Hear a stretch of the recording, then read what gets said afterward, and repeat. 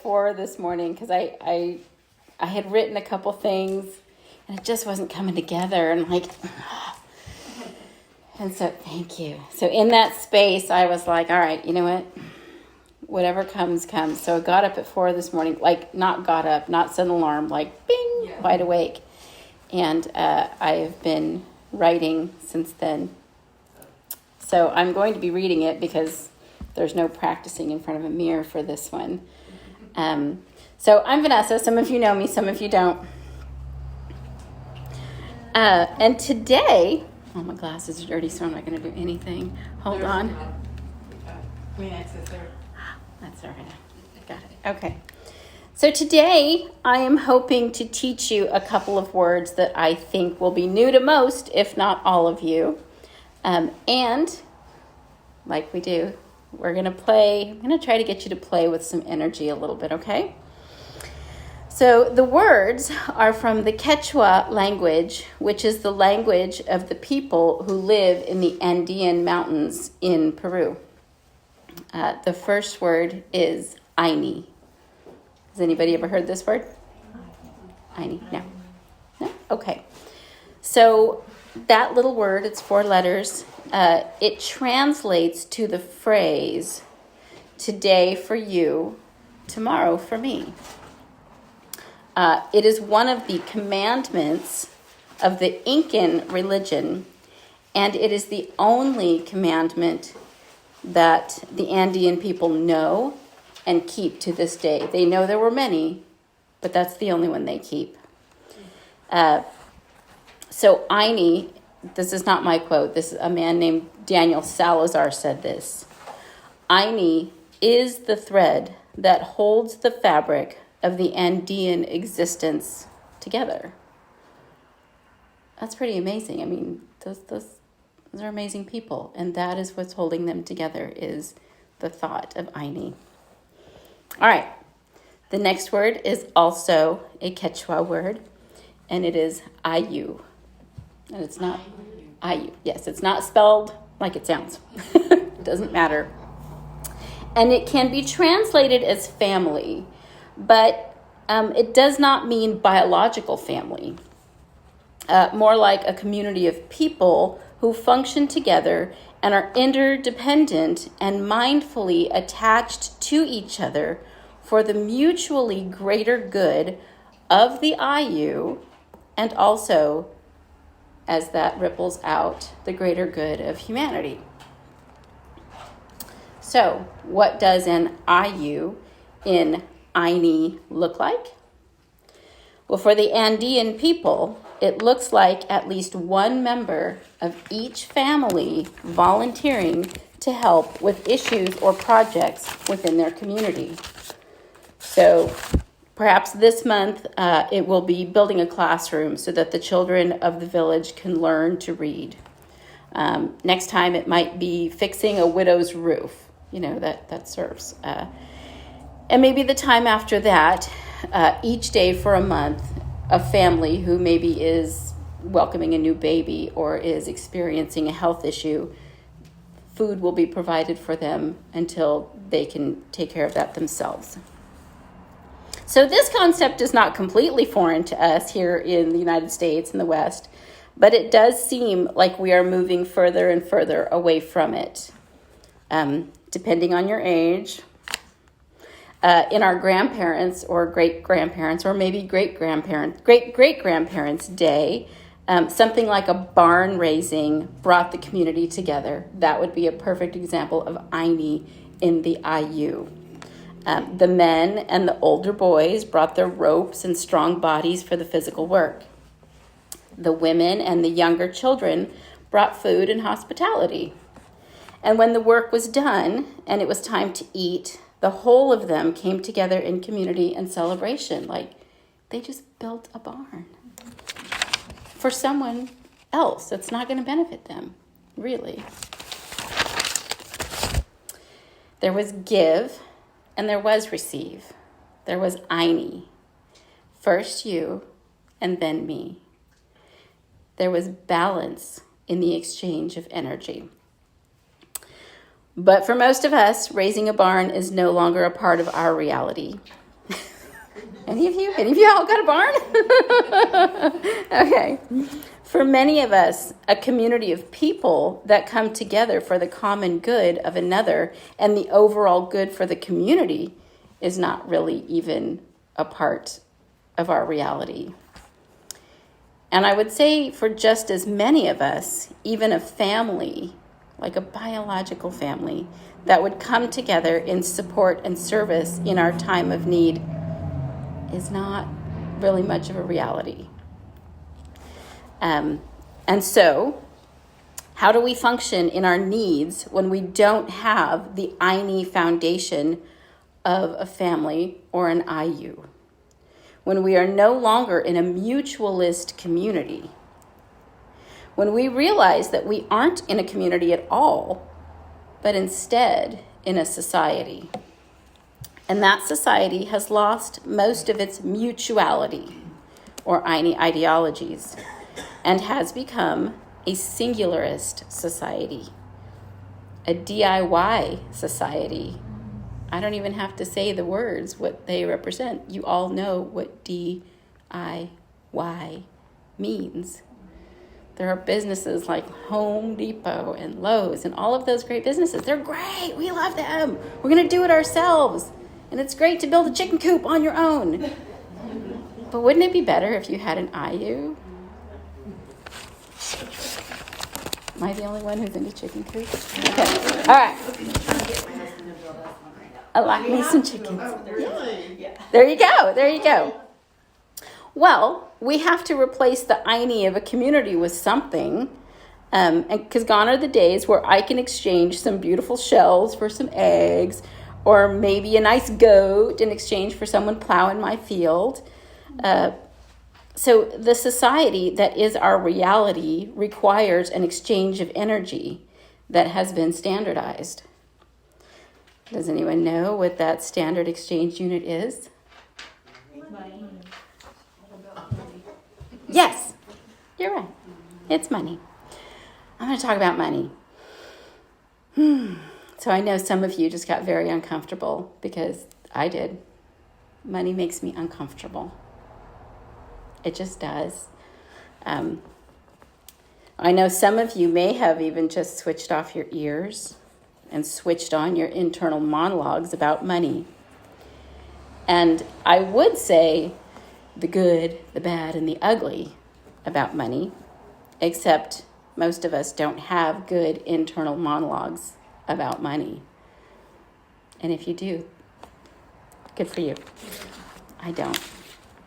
So I'd like to address the two most common ways that we get money to pay for the goods and services that we need to get by in life in the absence of an IU. So most of us either receive some form of government assistance, and this is in no way anything political, but even so that includes Social Security. You paid a portion of your earnings throughout your life, your working life, to the government.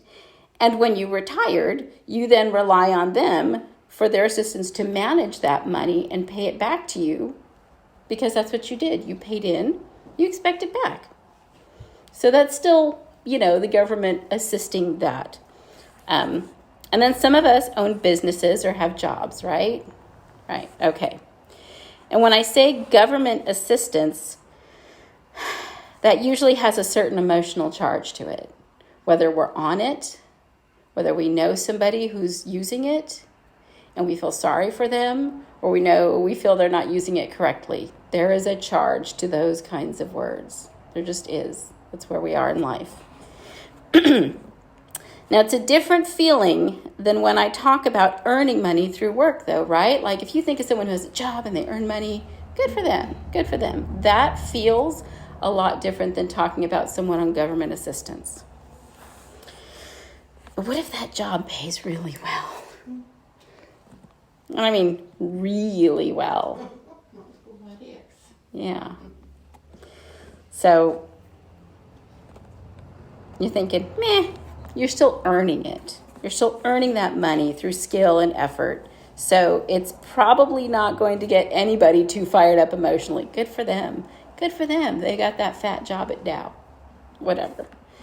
Oh, hold on. I don't know if all of you saw these when I walked in. These are fabulous. How do you wear them? Very carefully. And usually when I'm sitting down. All right. So these shoes, when I first saw them, they were over $200 at Dillard's. Whew, girl, that's a lot of money to be that uncomfortable, right? Or as Dolly Parton would say, it takes a lot to look that cheap, or it costs a lot to look that cheap. Remember that? Yes, it does. All right, let me show you this. This is a $100 bill. Anybody want it? She's a smart one here. That girl catches on quick. All right. So this is approximately what I usually receive from clients for the work I do, and sometimes just for an hour. Usually my first session with them is at least double that. Let's just start at an hour. I'm going to take a deep breath, because I can feel a distinct energy change in this room after showing you my shoes and this $100 bill. And there may be some judgments, you're like, shoot, I'm in church and I'm in the Unity Church, so I'm not going to be judgy. But they're there because they are for me, and they would be for me if I was sitting there listening to this story. So there may be some judgments being made, maybe about my character, maybe even judgments about my worthiness to receive that amount of money for the service I provide. And let me tell you, I question my worthiness all the damn time. All of it. Okay. When I tell you that my services are spiritual in nature, some of you may even question if I should receive money at all, because why? What are you really doing? All right. I need to take a breath. And I would like to see if I can change the energy in this room again. These shoes, in fact, the entirety of this outfit. You're very cute. Thank you. I accept your compliment. Cost less than $50. Go girl. Because I am a ninja. I shop exclusively at thrift stores, except my granny panties. Those are look, I will pinch a penny, but I won't pinch it that far. Okay. I bought these shoes for $12, and it was at least 6 years ago. So I was doing the math. I'm like, that's $2 a year, basically. $2 a year to feel like Wonder Woman? Girl, that's a bargain. All right. But at that time, I was also working at a very posh salon. It was an Aveda salon in Reno called Tangerine. And I easily made $100 an hour then. So when I saw these shoes, I could pull that out of my tips and I would never even notice it. Never. That's all right. I didn't buy them. And this $100 bill that I was paid for a healing session, not only was that session 6 hours long, so you can do the math on that, but it is the entirety of what my family of 7 will live on until I have another person who's willing to pay me for my services. Did you feel that energy shift? Because I do. For everyone who might be thinking that spiritual practitioners should not charge for their work, may I ask, or even if you are a spiritual practitioner and you're feeling like you shouldn't charge for your work, may I ask, would you prefer that I receive government assistance? Or do you have a list of ways that I might pay my bills with eggs? Or even a goat? I don't have a goat, but I could find a goat. As far as I know, there are no landlords or mortgage companies that accept eggs giant zucchinis or even a really nice goat as payment. And trust me when I say there is no option anywhere on the Centerpoint website for paying with green beans or wool, because I have looked. Are there options? No, not that kind. So we pay money for things that we find value in. And so I'd like to ask you, what do you value? I want you to stop and think for a minute. What do you value? I value time with my family and the care and keeping of them. And it's the only thing I can't get more of. So that makes it so much more valuable to me. So when you're asking someone for spiritual services, you're probably seeking that service because you want clarity or guidance, or maybe you're desperate for a healing for yourself or somebody else. You want the benefit of that guidance. You want to feel that clarity, and you want a healing, and perhaps it's a healing that Western medicine hasn't been able to address. And you've been told you've got a certain amount of time to live. What's the value of that now?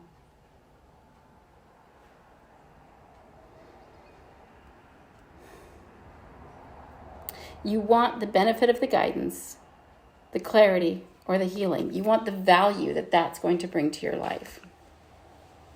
So now what is it worth to you? And if it's not money, what will you offer as an equal exchange for this service? If you could equally exchange for a service. If you've been given peace after a lifetime of anxiety, what would you pay for that? If you've been told you have 5 days to live, what would you pay? Maybe even just to have 10 days with your family, with people that you love. What is the value of that? So when you seek healing, what really is that worth to you? When you don't want to exchange money for that healing, what are you saying about the value provided by the person with the healing ability? That your time and health are more important than theirs? These are all hypothetical and rhetorical questions, of course, because I can't actually imagine anyone feeling this way. But as a person who works in that service, it's the stuff I say to myself all the time. All the time. That I don't deserve money because it's an intangible thing. That I could charge less because they probably can't afford it. Can we have a few minutes? Thank you.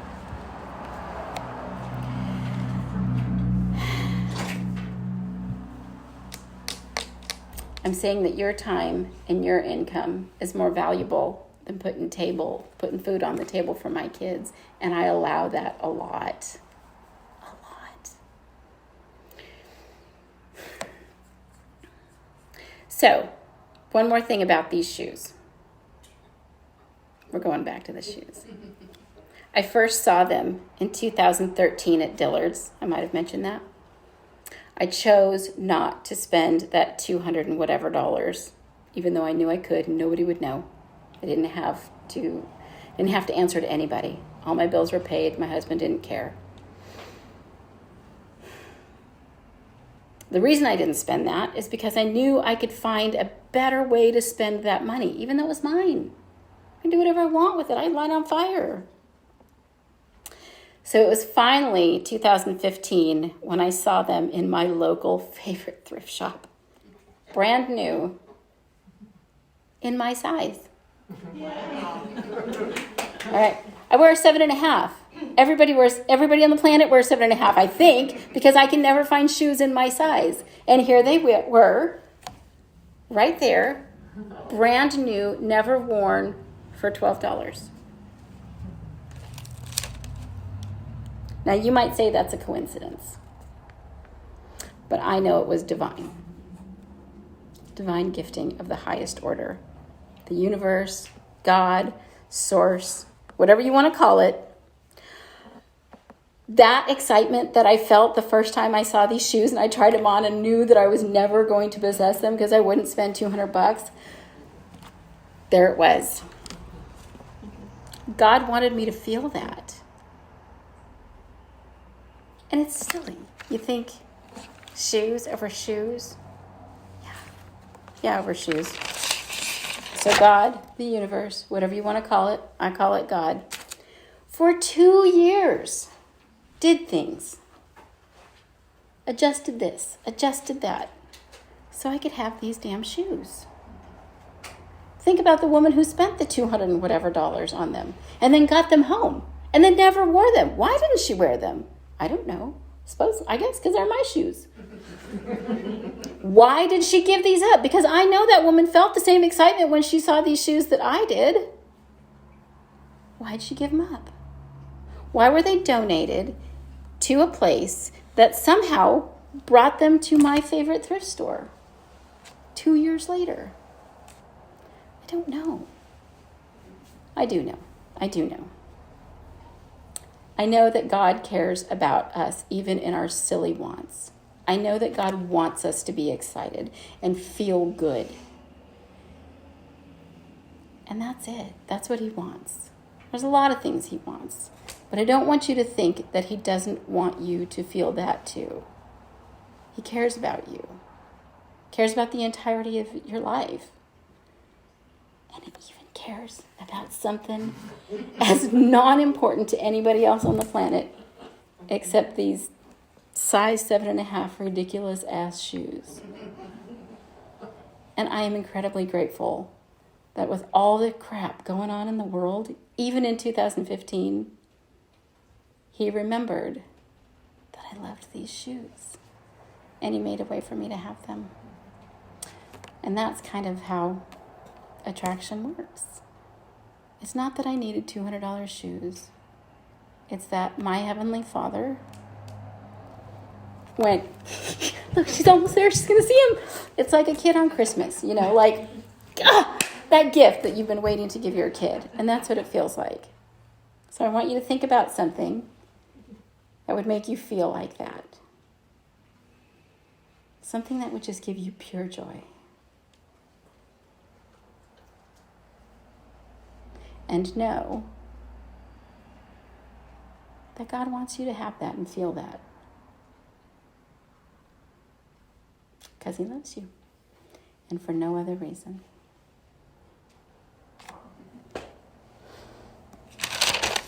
Thanks for being so patient with me and letting me walk in late. I really appreciate that.